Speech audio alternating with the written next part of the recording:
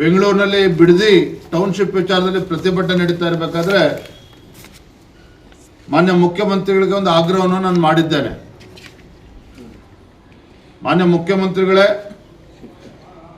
ತಾವು ಕನಕಪುರದ ಮುಖ್ಯಮಂತ್ರಿಗಳಲ್ಲ, ಕರ್ನಾಟಕ ರಾಜ್ಯದ ಮುಖ್ಯಮಂತ್ರಿಗಳು. ಯಾವುದೇ ಒಂದು ಯೋಜನೆಯನ್ನ ತೀರ್ಮಾನ ಮಾಡಬೇಕಾದ್ರೆ ರಿಯಲ್ ಎಸ್ಟೇಟ್ ಹಿತಾಸಕ್ತಿಯನ್ನ ಬದಿಗಿಟ್ಟು ರಾಜ್ಯದ ಹಿತಾಸಕ್ತಿಯನ್ನ ಗಮನದಲ್ಲಿ ಇಟ್ಕೋಬೇಕು ಅನ್ನುವ ಮಾತನ್ನು ಕೂಡ ಮುಖ್ಯಮಂತ್ರಿಗಳು ನಾನು ಹೇಳಿದ್ದೇನೆ. ಬಹಿರಂಗವಾಗಿ ಪತ್ರವನ್ನು ಕೂಡ ನಾನು ಬರೆದಿದ್ದೇನೆ. ಏನು ಮಾನ್ಯ ಮುಖ್ಯಮಂತ್ರಿಗಳ ಒಂದು ಕನಸಿದೆ, ಬೆಂಗಳೂರು ಎರಡನೇ ಒಂದು ವಿಮಾನ ನಿಲ್ದಾಣ ಬರಬೇಕು ಅಂತೇಳಿ. ಅದನ್ನು ಕನಕಪುರಕ್ಕೆ ತೆಗೆದುಕೊಂಡೇನು ಹೊರಟಿದ್ದೀರಿ, ನಾನು ಪತ್ರವನ್ನು ಕೂಡ ಬರೆದಿದ್ದೇನೆ. ತುಮಕೂರು ಅಕ್ಕಪಕ್ಕ ಆ ವಿಮಾನ ನಿಲ್ದಾಣ ಬಂದರೆ ಖಂಡಿತ ವಿಮಾನ ನಿಲ್ದಾಣದ ಲಾಭ ಸುಮಾರು 7-8 ಜಿಲ್ಲೆಗಳಿಗೆ, ಚಿತ್ರದುರ್ಗ ಇರ್ಬೋದು, ತುಮಕೂರು ಇರ್ಬೋದು, ದಾವಣಗೆರೆ ಇರ್ಬೋದು, ವಿಜಯನಗರ, ಕೊಪ್ಪಳ, ಈ ರೀತಿ 8-10 ಜಿಲ್ಲೆಗಳಿಗೆ ಇದರ ಲಾಭ ಆಗ್ತದೆ. ಅಲ್ಲೂ ಕೂಡ ಆರ್ಥಿಕ ಬೆಳವಣಿಗೆ ಆಗ್ತದೆ, ಯುವಕರಿಗೆ ಉದ್ಯೋಗ ಸಿಗ್ತದೆ. ಅದನ್ನು ಬಿಟ್ಬಿಟ್ಟು ಕೇವಲ ರಿಯಲ್ ಎಸ್ಟೇಟ್ಗೆ ಸೀಮಿತ ಮಾಡಿಕೊಂಡು ಕನಕಪುರದಲ್ಲಿ ಏರ್ಪೋರ್ಟ್ ಮಾಡೋದ್ರಿಂದ ಖಂಡಿತ ಅದು ಕರ್ನಾಟಕಕ್ಕೆ ಯಾವುದೇ ರೀತಿ ಲಾಭ ಆಗೋದಕ್ಕೆ ಸಾಧ್ಯ ಇಲ್ಲ. ಅದರ ಬದಲಾಗಿ ಬೆಂಗಳೂರು ಮಹಾನಗರದ ಮೇಲೆ ಏನು ಒತ್ತಡ ಈಗಾಗಲೇ ಬೀಳ್ತಾ ಇದೆ, ಅದು ಟ್ರಾಫಿಕ್ ಕಂಜೆಷನ್ ಇರ್ಬೋದು, ಬೇರೆ ಬೇರೆ ರೀತಿ ಸಮಸ್ಯೆಗಳನ್ನ ಬೆಂಗಳೂರು ಜನತೆಯನ್ನು ಅನುಭವಿಸ್ತಾ ಇದ್ದಾರೆ.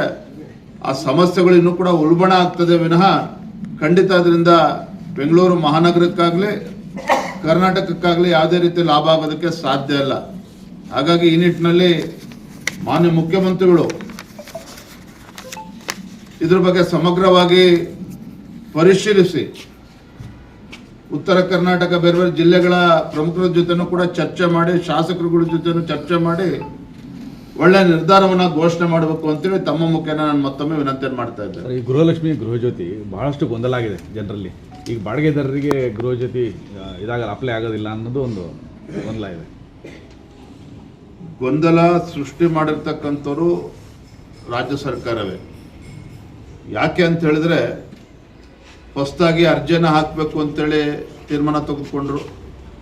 ಆ ನೆಪದಲ್ಲಿ ಒಂದು 5-6 ತಿಂಗಳು ಇದನ್ನು ಪೋಸ್ಟ್ಪೋನ್ ಮಾಡಿದರೆ ಸ್ವಲ್ಪ ಆರ್ಥಿಕ ಸಂಕಷ್ಟದಲ್ಲಿರ್ತಕ್ಕಂಥ ರಾಜ್ಯ ಸರ್ಕಾರ ಇವತ್ತು ಬೊಕ್ಕಸಕ್ಕೆ ಅಂತ ತೊಂದರೆ ಆಗ್ತಾ ಇದೆ. ಹಣಕಾಸಿನ ಸಮಸ್ಯೆಯನ್ನು ಉಲ್ಬಣ ಆಗಿದ್ದು ರಾಜ್ಯ ಸರ್ಕಾರದಲ್ಲಿ. ಇವೆಲ್ಲವೂ ಕೂಡ ಸ್ವಲ್ಪ ಸುಧಾರಣೆ ಆಗ್ತದೆ ಅನ್ನೋ ಭಾವನೆಯಲ್ಲಿದ್ದಂತೆ ಕಾಣ್ತಾ ಇದೆ. ಹಾಗಾಗಿ ಈ ರೀತಿ ಮರು ಅರ್ಜಿಯನ್ನು ಹಾಕಿಸ್ಕೊಳ್ಬೇಕು ಮತ್ತು ಹೊಸ ಕಂಡೀಷನ್ಸನ್ನು ಕೂಡ ಹಾಕ್ತಾ ಇರ್ತಕ್ಕಂಥದ್ದು ಎಲ್ಲ ಉದ್ದೇಶ ಇದ್ದಾನೆ. ಈಗಾಗಲೇ ನಾವು ಕೂಡ ಇದ್ರ ಬಗ್ಗೆ ಚರ್ಚೆ ಮಾಡಿದ್ದೇವೆ. ಆಗಸ್ಟ್ ತಿಂಗಳಲ್ಲಿ ಅಧಿವೇಶನ ಪ್ರಾರಂಭ ಆಗ್ತದೆ, ಅಧಿವೇಶನದಲ್ಲಿ ಇದ್ರ ಬಗ್ಗೆ ಚರ್ಚೆನ ಮಾಡ್ತೇವೆ. ನೀಟ್ ವಿಚಾರದಲ್ಲಿ ಕೇಂದ್ರ ಸರ್ಕಾರ ಕಳೆದ 20 ದಿನಗಳಲ್ಲಿ ಹೋರಾಟ ನಡೀತಿದ್ದು ಕೂಡ ಸಮಸ್ಯೆಯ ತೀವ್ರತೆಯನ್ನು ಅರ್ಥ ಮಾಡ್ಕೊಳ್ಳೋದಾಗಿರ್ಬೋದು, ಆ ಮೃತ ಕುಟುಂಬಗಳಿಗೆ ಒಂದು ಸಾಂತ್ವನ ಹೇಳುವಂಥದ್ದು, ಒಂದು ಧೈರ್ಯ ಹೇಳುವಂಥದ್ದು, ಈ ಥರದಾಗಿ ಪ್ರಯತ್ನ ಮಾಡಿದ ಪರಿಣಾಮನೇ ನಿನ್ನೆ ಹೋದಂಥ ಇಷ್ಟೊಂದು ಉದ್ವಿಗ್ನ ಒಂದು ಪರಿಸ್ಥಿತಿ ಮುಟ್ಟಾಗೋದು ಕಾರಣ ಅಂತ. ಆಮೇಲೆ ಏನು ನಾಟ ಇದೆ ಮತ್ತು ಕನಿಷ್ಠ ಪಕ್ಷ ಧರ್ಮೇಂದ್ರ ಪ್ರಧಾನ ನಮ್ಗೆ ಕ್ಷಮೆ ಕೂಡ ಕೋರಿಲ್ಲ ಅಂತ ಹೇಳ್ತೀವಿ. ಇದುವರೆಗೂ ಇಶ್ಯೂ ಬಗ್ಗೆ ಮಾತಾಡಲಿಲ್ಲ. ಧರ್ಮೇಂದ್ರ ಪ್ರಧಾನ್ ಅವರು ನಾನು ಕೂಡ ದೃಶ್ಯ ಮಾಧ್ಯಮಗಳಲ್ಲಿ ನೋಡಿದ್ದೇನೆ. ಈ ಘಟನೆ ಆಗಬಾರ್ದಿತ್ತು ಅನ್ನೋದ್ರ ಬಗ್ಗೆನೂ ಕೂಡ ಮಾತನಾಡಿದ್ದಾರೆ. ನೀಟ್ ಮರುಪರೀಕ್ಷೆನೂ ಕೂಡ ವ್ಯವಸ್ಥಿತವಾಗಿ ಆಗಿದೆ. ಮತ್ತೊಂದು ಕಡೆ ನಿನ್ನೆ ದಿನ ನಮ್ಮ ಕೇಂದ್ರ ಸಚಿವರು, ಹಿಂದಿನ ರಾಷ್ಟ್ರೀಯ ಅಧ್ಯಕ್ಷ ಆಗಿರುವಂತಹ ನಡ್ಡಾಜಿಯವರು ಕೂಡ ಪ್ರಮುಖರನ್ನು ಕೂತು ಕರೆಸಿ ಚರ್ಚೆಯನ್ನು ಕೂಡ ಮಾಡ್ತಾ ಇರುವಂಥದ್ದು ಕೂಡ ತಾವು ನೋಡಿದ್ದೀರಿ. ಹಾಗಾಗಿ ಎಲ್ಲವೂ ಕೂಡ ಸರಿ ಹೋಗ್ತದೆ. ಆದರೆ ಇದನ್ನು ಈ ಪರಿಸ್ಥಿತಿಯನ್ನು ಒಂದು ದುರುಪಯೋಗ ಪಡಿಸ್ಕೊಳ್ತಕ್ಕಂಥ ಕೆಲಸವೂ ಕೂಡ ವಿರೋಧ ಪಕ್ಷಗಳು ಮಾಡ್ತಾ ಇದೆ ಅನ್ನುವ ಮಾತುಗಳು ಕೂಡ ಕೇಳಿಬರ್ತದೆ. ರಾಜಸ್ಥಾನದ ಹೊಸ ಒಂದೇ ಸೆಂಟ್ರಲ್ಲಿ ಸುಮಾರು ಜನ ನೀಟ್ ವಿದ್ಯಾರ್ಥಿಗಳಿಗೆ ಒಂದೇ ರ್ಯಾಂಕ್ ಬಂದಿದೆ. ಅವಾಗ ಒಂದು ಹಗರಣ ಆಗಿತ್ತು. ಮೊನ್ನೆ ಸರಿ ಆಗ್ಬೋದು ಅನ್ನೋ ನಿರೀಕ್ಷೆ ಇತ್ತು. ಮೊನ್ನೆನೂ ಕೂಡ ಈಗ ಅಂದರೆ ಅದು ಕ್ರೆಡಿಬಿಲಿಟಿ ಕಳ್ಕೊಳ್ತಾರೆ. ಹಾಗೆ ಸರಿ ಮಾಡಬೇಕು ಅನ್ನೋ ಒಂದು ಡಿಮಾಂಡ್. ವ್ಯವಸ್ಥೆಗಳು ಸುಧಾರಣೆ ಆಗಬೇಕು, ಸರಿ ಹೋಗಬೇಕು. ಲಕ್ಷಾಂತರ ವಿದ್ಯಾರ್ಥಿನಿಗೆ ಏನು ತೊಂದರೆ ಆಯಿತು, ಖಂಡಿತ ಅದು ಆಗಬಾರ್ದಾಗಿತ್ತು. ಇದು ಸರಿಪಡಿಸಕ್ಕಂಥ ನಿಟ್ಟಿನಲ್ಲಿ ಈಗಾಗಲೇ ಕೇಂದ್ರ ಸರ್ಕಾರ ಅನೇಕ ತೀರ್ಮಾನಗಳನ್ನು ಈಗಾಗಲೇ ಮಾಡಿದೆ. ಅದರ ಪರಿಣಾಮನೇ ನೀಟ್ ಇವತ್ತು ಮರುಪರೀಕ್ಷೆ ಕೂಡ ಸುಲಲಿತವಾಗಿ ಆಗಿರ್ತಕ್ಕಂಥದ್ದು. ಆದರೆ ಇದು ಅದನ್ನು ಕೂಡ ಸಹಿಸ್ಕೊಳ್ದೇನೆ ಒಂದು ಅರಾಜಕತೆ ಸೃಷ್ಟಿ ಮಾಡ್ತಕ್ಕಂಥ ಷಡ್ಯಂತ್ರ ಕೂಡ ಇದರಿಂದ ನಡೀತಾ ಇದೆ.